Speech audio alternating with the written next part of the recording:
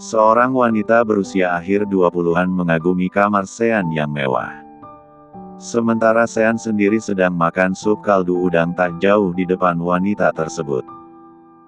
Ia meminta makan sendiri seraya berpura-pura meraba-raba makanannya. Sean memperhatikan gelagat wanita yang akan menjadi perawatnya itu. Dia pikir aku buta. Ayo, apa yang akan kau lakukan di kamarku? Batin Sean. Wanita itu terbelalak melihat koleksi jam tangan mewah Sean yang banyak terbuat dari emas murni. Tanpa ragu ia membuka kaca meja yang di dalamnya terdapat banyak jam tangan mewah. Diambilnya 2 buah jam tangan yang terbuat dari emas lalu dimasukkan ke saku roknya. Wanita itu menutup penutup kaca dengan perlahan dan hati-hati. Aku sudah selesai makan. Singkirkan mangkuk ini dan segera keluar dari kamarku, aku mau tidur. Sean berkata tajam. Iya, baik tuan. Wanita itu mengambil troli makan dan lekas keluar kamar. Sean mendengus kesal, ia menelepon seseorang.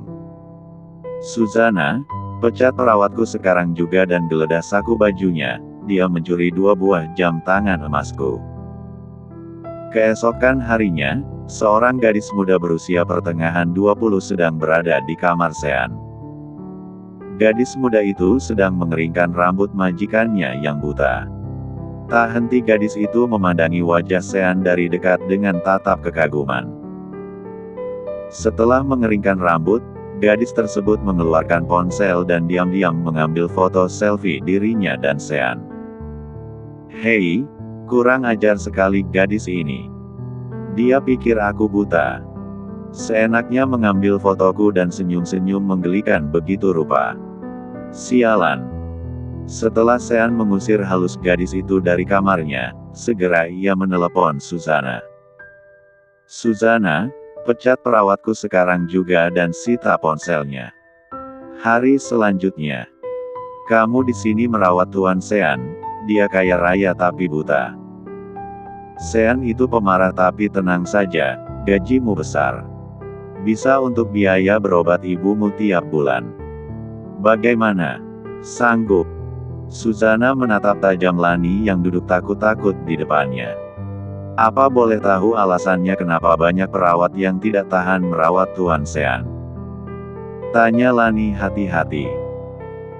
Sudah ku bilang Sean pemarah. Jika dia tidak suka dengan yang merawatnya saat itu juga dia akan memecatnya. Jawab Suzana, kepala asisten rumah tangga di rumah mewah Sean Darmawangsa, pewaris tunggal kerajaan bisnis properti milik ayahnya, Aji Saka Darmawangsa. Lani menghela napas pasrah. Ia sangat membutuhkan pekerjaan ini, gajinya sangat besar. Semoga saja pekerjaannya tampak bagus di mata tuan buta pemarah itu. Ya, bagaimana bisa tampak bagus? Bukankah dia tak bisa melihat? Sekarang, temui tuanmu di kamarnya. Perkenalkan dirimu sebagai perawat baru. Ingat, dia tidak suka perawat cerewet dan lelet. Titah Suzana. Baik, Bu. Lani mengangguk patuh. Setelah berjalan cukup jauh karena rumah Sean memang sangat besar, akhirnya Lani tiba di depan kamar Sean. Sebelum mengetuk pintu, Lani berdoa agar pertemuan pertama dengan majikannya berjalan lancar. Lani mengetuk pintu dengan sedikit gemetar. Masuk. Sahut sebuah suara dari dalam. Lani membuka pintu perlahan. Ia masuk seraya menunduk. Tak lupa pintu kamar ditutupnya kembali. Tak berani melihat kemana-mana. Ia masih saja menunduk. Hei, kamu siapa? Tanya sebuah suara bariton yang entah kenapa terdengar merdu di telinga Lani. Saya perawat baru Tuan Sean, jawab Lani tetap menunduk. Ia tak tahu di mana posisi Sean karena benar-benar tak ingin melihat seisi kamar, bahkan hanya untuk mengetahui keberadaan Sean saja Lani tak berani. Sean yang memang berpura-pura buta memicing. Perempuan ini kenapa hanya menunduk saja? Biasanya perawat baru akan terpukau melihat isi kamarku, menganggap aku buta dan seenaknya mengitari kamarku seolah-olah aku tak tahu. Sean membatin heran. Kemari. Titah Sean. Barulah Lani berani mengangkat wajahnya. Masya Allah, ini tuan muda Sean. Lani terpaku. Di depannya berdiri seorang lelaki tampan luar biasa menurut Lani. Perpaduan wajah lokal dan Arab. Sungguh mempesona. Dia terpana melihat ketampananku, sama seperti perawat-perawat lainnya. Batin Sean. Namun Lani lekas menunduk, ia tak berani menatap wajah Sean terlalu lama meski ia berpikir lelaki di hadapannya memang buta. Aku belum mandi seharian. Bisa kau mandikan aku? Gelek. Memandikan. Itu tak ada dalam surat perjanjian. Bagaimana bisa aku memandikan pria dewasa yang, dia tampan sekali dan aku harus memandikannya. Di pertemuan pertama kami. Ya Tuhan, bagaimana ini? Wajah Lani memerah. Tanpa sadar ia menggaruk pelipisnya yang tidak gatal. Kenapa kau diam saja? Ayo bantu aku ke kamar mandi. Titah Sean. Oh, tunggu. Siapa namamu? Lani, Tuan. Jawab Lani. Usia 18 tahun, saya baru lulus SMU. Kenapa menerima pekerjaan merawatku? Lani tertegun sejenak. Saya butuh biaya untuk melunasi utang bapak dan pengobatan ibu saya, Tuan. Sean mengernyit. Kenapa kamu yang harus melunasi utang ayahmu? Bapak saya tukang judi dan pemabuk. Utangnya pada seorang rentenir menggunung. Kalau tidak dilunasi, saya yang akan dijual bapak pada sang rentenir, jawab Lani tergugu. Sean mendesah. Lagi dan lagi alasan semua perawatnya nyaris sama. Membayar utang, klise sekali bukan? Seperti kisah-kisah dalam novel ataupun drama. Ya sudah, bawa aku ke kamar mandi. Titah Sean lagi. Lani menelan ludah kering. Ia diam mematung. Kenapa kau diam saja? Aku majikanmu sekarang, apapun perintahku kau harus menurutinya. Cepat, antar aku ke kamar mandi. Ucap Sean tajam. Lani mengkeret karena Sean mulai menaikkan oktav suaranya. Lekas Lani mendekat pada Sean dan menyentuh lengannya. Maaf kalau saya lancang, Tuan. Lani mulai memapah Sean berjalan menuju kamar mandi. Lani sudah tahu letak kamar mandi, walk-in closet, balkon bahkan ruang santai Sean di kamarnya karena sudah diarahkan oleh Susana. 3 hari Lani ditatar apa yang disukai Sean, yang tidak disukainya, juga denah kamar pribadi Sean. Susana sudah mengajarimu banyak hal rupanya. Kamu sudah tahu letak kamar mandi di mana? Di kamar mandi, Sean dibantu duduk di kursi dekat shower oleh Lani. Ambilkan handukku di tempat handuk dan letakkan di dekatku. Titah Sean. Baik, Tuan. Lani sigap meraih handuk yang letaknya memang agak jauh lalu menyampirkannya di dekat Sean. Bukannya mau dimandikan. Kenapa minta handuk didekatkan? Batin Lani. Lani diam berhadapan dengan Sean, bingung dengan apa yang harus dilakukannya. Lani. Panggil Sean. Iya, Tuan. Kamu masih di depanku. Iya. Kenapa masih diam saja di depanku? Sana keluar. Aku mau mandi. Gerutu Sean. Tetapi bukannya tadi Tuan meminta saya untuk memandikan Tuan? Lani bertanya heran. Kamu pikir bekerja untukku kamu bisa bebas menyentuh tubuhku? Kamu berharap melihat seluruh tubuhku tanpa busana? Sentak Sean. Tidak, Tuan. Baiklah saya keluar. Lani gegas keluar kamar mandi tanpa berani lagi membantah. Lani lega, meski ia kebingungan sendiri. Tadi minta dimandikan tapi kenapa dia berubah pikiran? Tapi untunglah dia berubah pikiran, bagaimana jadinya kalau aku memandikan pria dewasa sehat jasmani rohani hanya tak bisa melihat saja. Lani segera menuju walk-in closet, mengambilkan baju ganti yang sudah ia hafal dari catatan Susana. Setelah mandi sore, Sean senang memakai piyama warna ungu muda atau merah jambu. Bukannya tak bisa melihat, iya. Kenapa harus milih warna segala? Oh, bahannya beda. Ini halus sekali. Sutrakah? Lembutnya, lirik suara Lani seraya menghidu aroma dan tekstur piyama Sean. Lani meletakkan piyama dan pakaian dalam Sean di atas meja kaca yang di dalamnya terdapat koleksi jam tangan mewah. Sama sekali Lani tidak tertarik dengan koleksi jam tersebut padahal banyak koleksi jam tangan Sean yang terbuat dari emas asli. Ia hanya duduk diam sembari memainkan ponsel menunggui Sean selesai mandi. Sementara di dalam kamar mandi Sean yang memang sebetulnya bisa melihat, menyalakan ponsel dan melihat pergerakan Lani di kamarnya.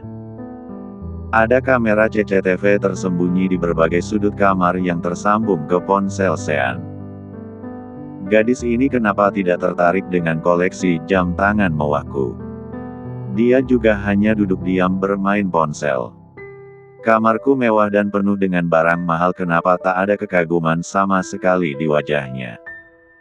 Ia benar-benar tak peduli dengan isi kamarku. Perawat satu ini sedikit berbeda dengan yang sudah-sudah. Oke, kita lihat saja ke depannya. Apa dia benar-benar seorang perawat yang jujur? Beberapa perawat Sean sebelumnya selalu silau oleh kamar Sean yang mewah. Bahkan ada 2 orang yang berani mengambil koleksi jam tangan Sean diam-diam yang terbuat dari emas murni. Kali ini Lani, untung saja tidak tertarik pada isi kamar Sean. Ia hanya fokus pada catatan Susana tentang apa saja yang harus dia ketahui dari Sean. Lani, panggil Sean membuka pintu kamar mandi. Rambut Sean basah, ia mengenakan handuk setengah badan.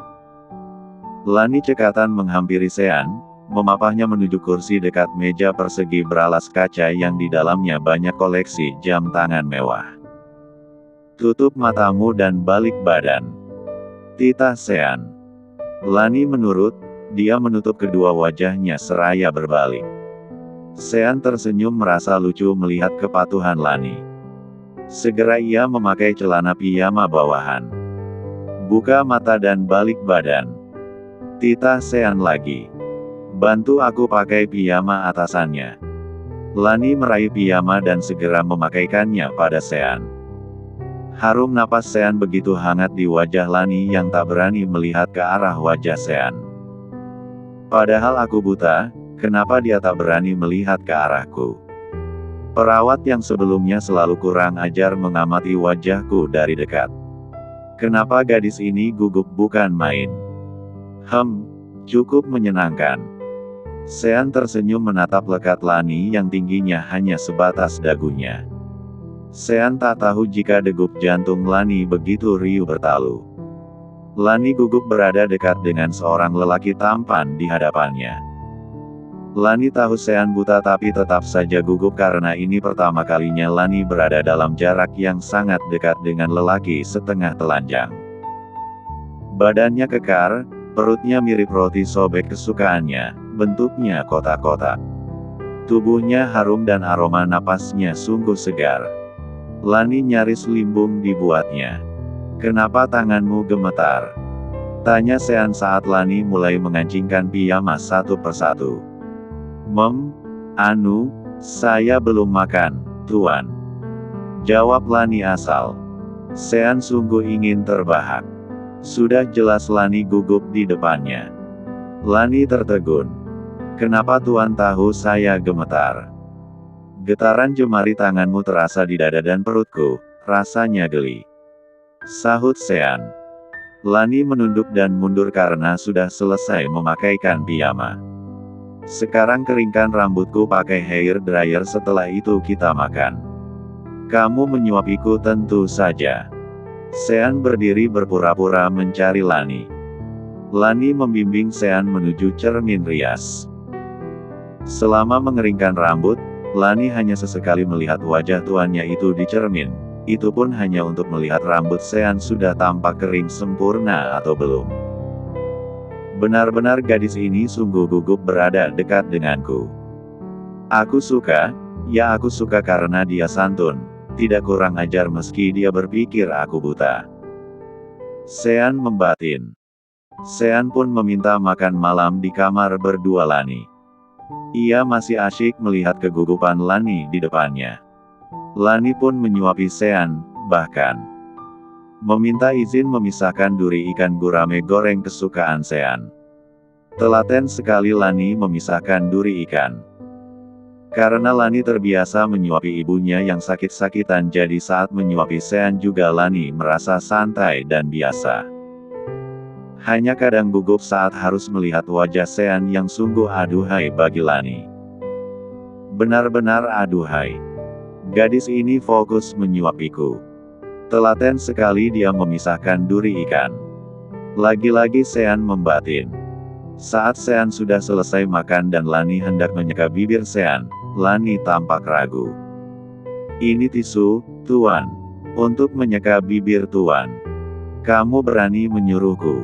Sentak Sean. Lani kaget. Ia tak sadar telah memerintah Sean karena sungguh gugup harus menyeka bibir indah, penuh dan estegaksi milik Sean. Perlahan Lani meraih tisu dan menyeka area mulut Sean dengan gemetar. Sudah Tuan, saya permisi mau merapikan piring bekas makan. Lani masih saja gugup dan menunduk sopan seraya mengambil nampan piring kotor lalu bergegas keluar kamar. Sepeninggal Lani, Sean tertawa senang. Sungguh senang dengan perawatnya kali ini. Dia menelepon Susanna. Halo, Sus. Di mana kau temukan perawatku kali ini? Sean berkata tajam. Apa Lanita melakukan kesalahan, Tuan? Tanya Susanna. Tidak, aku menyukainya. Jangan biarkan dia pulang malam ini, suruh dia tidur di kamarku. Tapi, Tuan, aku tidak suka dibantah. Sean menutup panggilan dan berjalan menuju meja rias, membubuhkan aroma wangi pada leher dan tengkuknya. Malam pun tiba, Lani gelisah berada di dalam kamar Sean. Perjanjian kontrak tidak seperti ini. Lani hanya datang tepat jam 6 pagi. Istirahat 1,5 jam dan pulang jam 6.30 petang. Ibu pasti belum makan. Lani sungguh khawatir dengan kondisi ibunya yang lemah terbaring di tempat tidur. Sementara di kamar Sean ia hanya diminta menaninya tidur. Dia sendiri tidur di single sofa. Sean sudah 1 jam terpejam diiringi musik klasik yang pelan dan lembut. Hati Lani bimbang, sungguh Lani memikirkan ibunya seorang. Ibu, maafkan Lani tak bisa pulang, ibu pasti lapar. Lani tanpa sadar terisak, betapa Lani sangat mengkhawatirkan ibunya. Telinga Sean mendengar suara lain selain musik yang sedari tadi mengalun. Suara tangisan. Siapa yang menangis? Sean membuka mata, dilihatnya Lani sedang duduk menunduk di atas kedua lututnya di bawah single sofa sambil terisak. Kenapa dia menangis?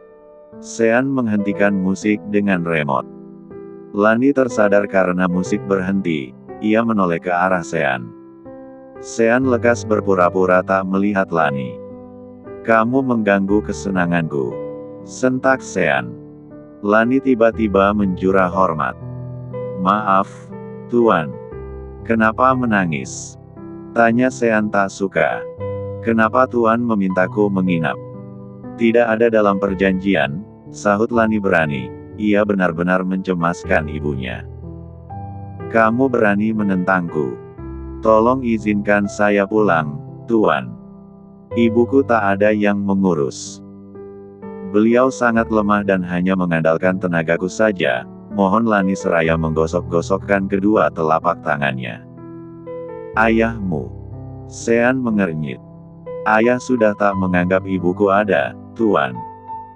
Kumohon, Aku bekerja di sini demi untuk biaya perawatan sakit ibuku. Sudah tahu kamu kerja untukku, kamu harus menurut padaku. Ucap Sean dingin. Tapi saya sangat mencemaskan ibu saya, Tuan. Di perjanjian surat kontrak tak ada poin saya harus menginap. Lani berbisik lirih. Sean mendesah. Tangisan Lani membuat hatinya sakit.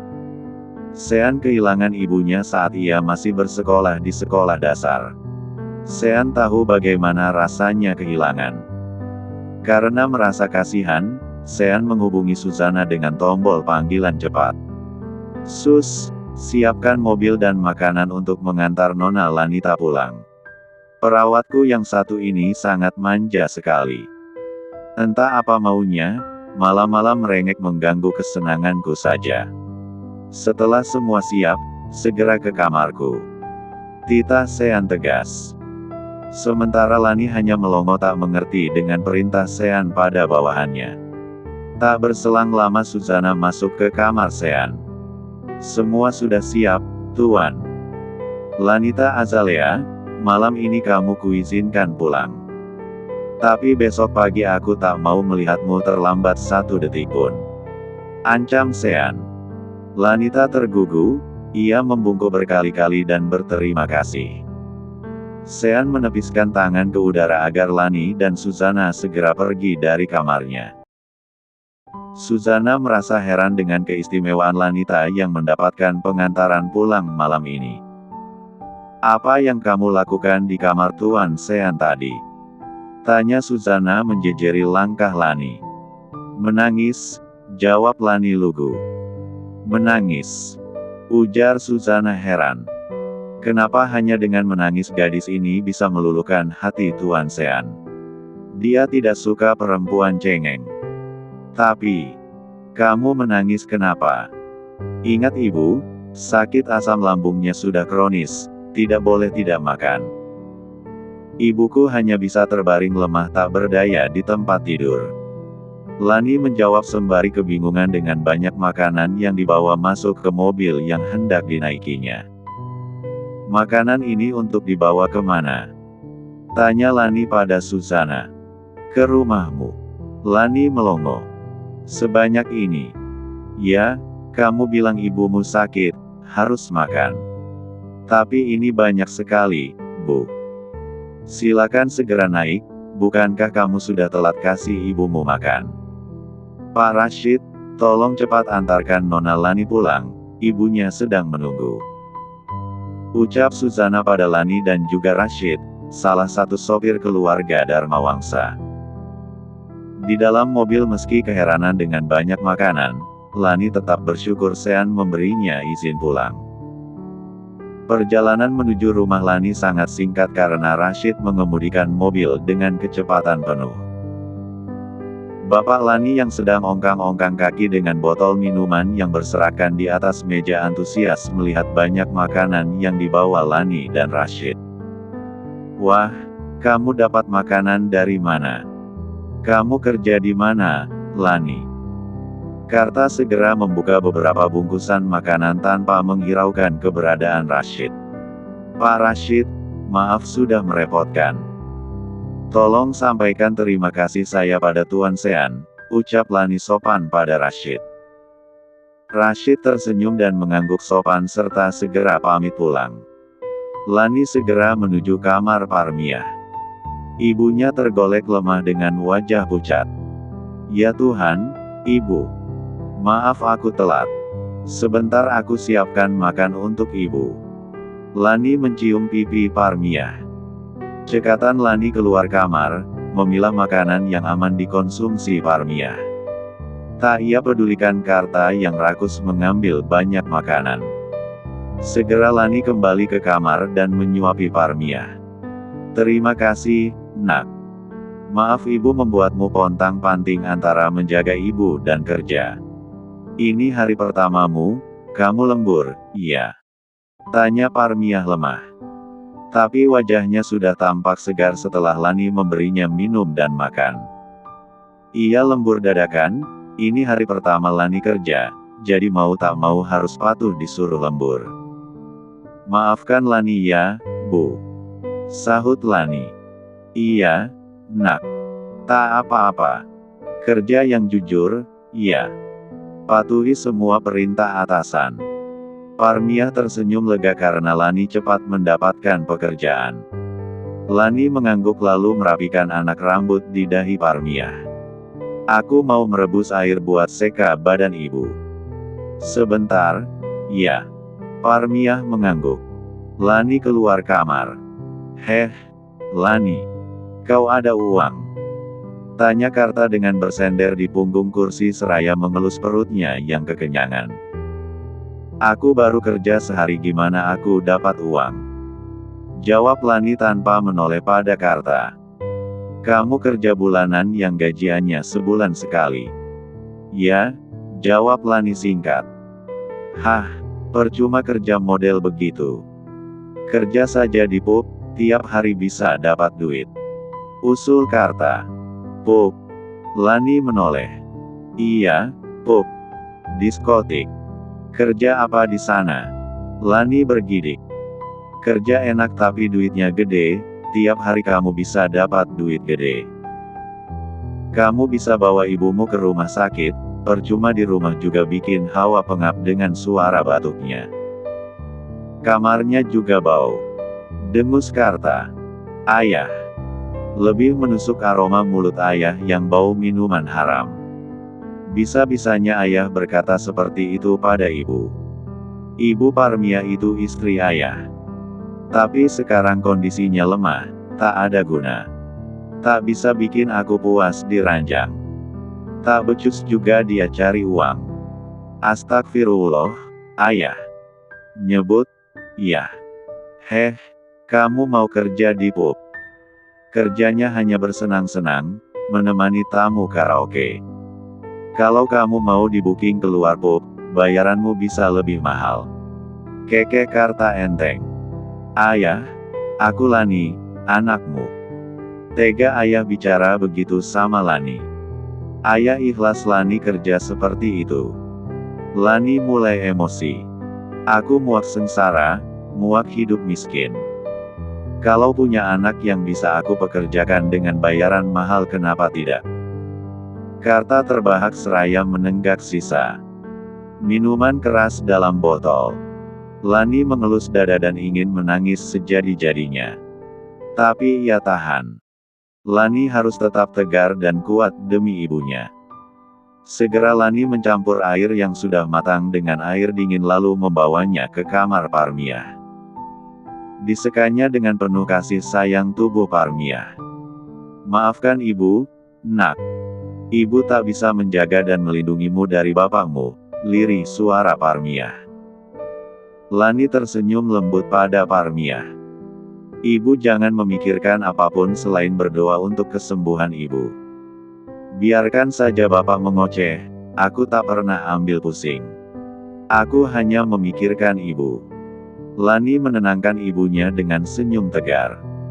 Malam itu Lani tidur di sebelah ibunya dengan pintu kamar terkunci. Mau tidak mau ucapan Karta membuat Lani merasa gentar. Karta pemabuk dan doyan berjudi, segala cara Karta lakukan untuk mendapatkan uang.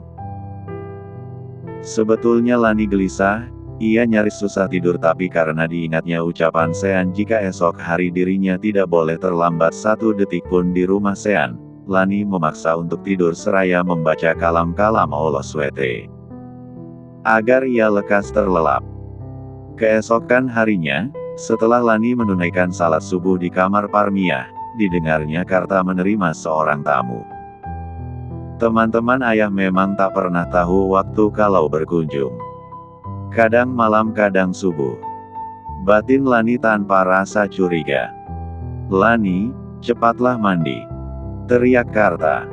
Nanti, ya. Aku mau seka badan ibu dulu, jawab Lani dari dalam kamar. Pintu kamar diketuk. Lani membukanya. Cepat mandi, ibumu biar aku yang urus. Perintah Karta. Lani memicing. Karta. Mengurus Parmiah. Apa bapaknya didatangi malaikat dengan ribuan sayap kebaikan tadi malam? Apa Lani nggak salah dengar? Iya. Ayo, cepat mandi. Kamu harus ikut ayah pagi ini. Dek, ada apa ini? Ayahnya mau mengajaknya kemana? Ayah mau ajak aku kemana? Jangan banyak tanya, kamu nanti akan mendapat uang besar. Abis mandi dandan yang cantik. Ayah mau bawa aku ke pub tempat ayah biasa mabuk-mabukkan dan berjudi. Banyak omong. Cepat mandi. Gertak Karta. Lani melirik teman Karta. Dia seorang perempuan dengan gaun mencolok yang dipikir perempuan itu bagus padahal tampak norak. Riasan wajahnya sangat tebal dengan gincu semerah cabai. Hai, manis. Kamu montok juga ya untuk ukuran anak baru lulus SMU. Sapa Aim, perempuan bergincu merah tersebut. Dia siapa? Iya. Tanya Lani. Kar, biar dia mandi di tempatku saja, sekalian aku dandani dia. Masih pagi mungkin dia kedinginan. Ujar Aim. Lani bergidik, pikirannya sudah kesana kemari. Aim tampak menelepon seseorang. Tak lama dua orang lelaki muncul di pintu masuk lalu Aim memberi kode pada keduanya untuk membawa Lani. Lani tentu saja tak mau dan memberontak. Tapi kekuatan Lani melawan dua orang lelaki berbadan besar tampak tak seimbang. Lani sekuat tenaga memberontak, menjerit bahkan menggigit. Ia diseret hingga pintu halaman rumah hendak dimasukkan ke mobil. Lani tetap gigih melawan. Aim menghela napas lalu mengeluarkan sapu tangan dari tas dan sebuah semprotan. Jeritan gadis ini akan mengundang rasa penasaran penghuni rumah lainnya. Minggir. Aim segera menempelkan sapu tangan di hidung Lani. Seketika Lani lemas dan pingsan oleh cairan obat bius yang disemprotkan Aim. Bawa cepat. Tita Aim pada kedua orang anak buahnya. Aim mengambil amplop putih agak tebal lalu memberikannya pada Karta. Karta menerimanya dengan senang luar biasa. Ini uang muka, Mi. Jaga asetku di tempatmu. Aku tetap dapat bagian jika dia menguntungkanmu, kan? Kekeh Karta. Cerewet kau, mirip perempuan. Ketus Aim menepiskan tangannya ke udara. Aim masuk mobil lalu pergi dari rumah Lani. Kejadian tersebut tak luput dari pantauan Rashid, sopir Sean yang ditugaskan Sean menjemput Lani selepas subuh. Tuan, Neng Lani dibawa seorang perempuan menor dan dua orang laki-laki berbadan besar. Neng Lani dibius dan perempuan menor itu memberikan amplop tebal untuk ayah Neng Lani, lapor Rashid. Hening sesaat. Ikuti cepat mobil yang membawa Lani, katakan kemana tujuan mereka, aku akan suruh yang lainnya menyusulmu. Titah Sean. Baik Tuan. Rashid segera menekas gas menyusul mobil yang membawa Lani. Di kamar Sean. Kumpulkan anak buahmu dan susul Rashid ke sebuah tempat.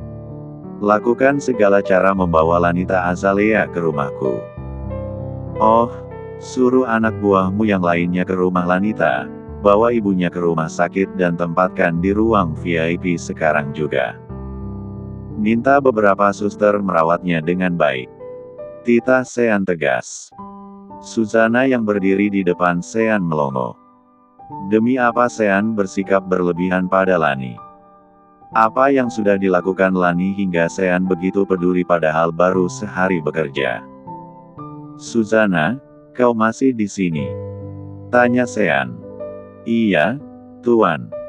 Jawab Susana. Hubungi ahli gizi rumah sakit yang akan menjadi tempat rawat inap ibunya Lani. Berikan makanan terbaik dan sehat selama ibu Lani dirawat di sana. Baik, Tuan. Susana tak berani bertanya mengapa Sean melakukan hal sejauh ini untuk seorang perawat muda yang baru. Sehari bekerja.